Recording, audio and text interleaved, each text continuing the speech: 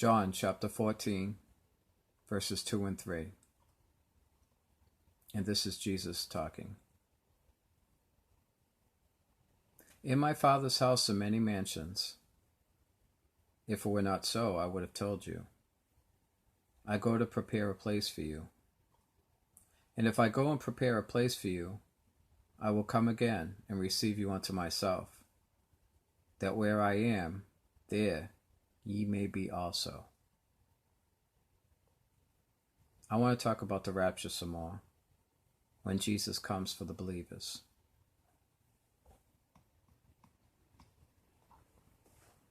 Jesus is going to come back someday, and one of the things he's going to do is pick up his bride, which is the church.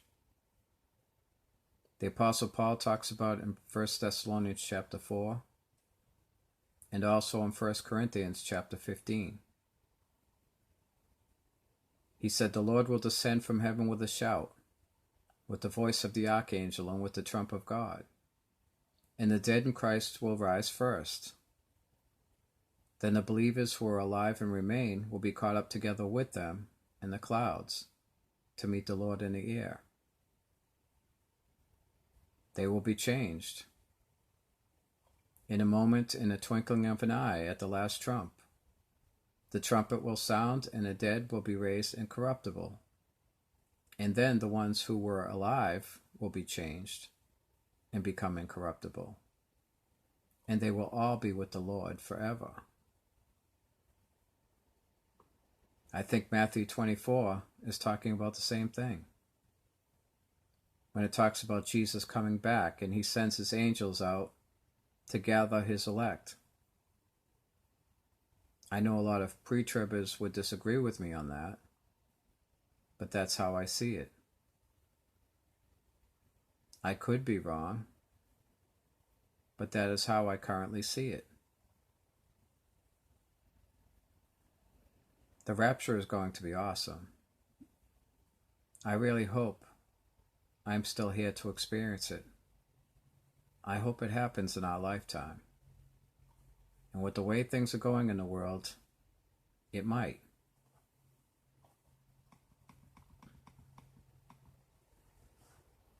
People like to criticize the rapture doctrine. They say there is no rapture. They say the word rapture is not even in the Bible. They say a guy from the 1800s named John Darby made it up. I want to address those things. Number one, there is a rapture. Jesus is clearly coming back for the church.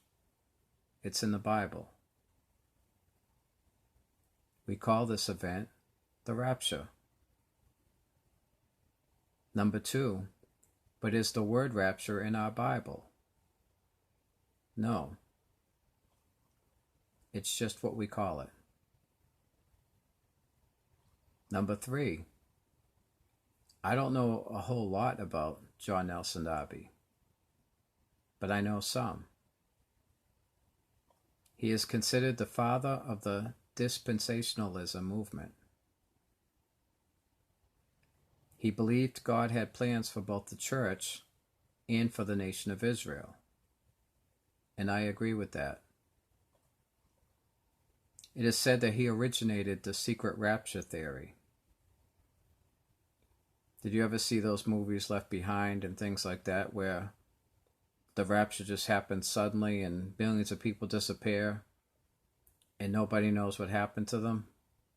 Well, that's pretty much considered the secret rapture theory. That when it happens, people are going to disappear, and the people that were left behind are not going to have a clue of what happened. I don't know. Personally, I'm not sure how secret this rapture will be when it happens. Maybe it will happen like that, like in the movies, where everybody will disappear, and then the unbelievers that are left behind won't know what happened. Or maybe they'll know exactly what happened. They'll know that they were left behind, and they'll know that the people that left were taken to God that they went to heaven. I don't know.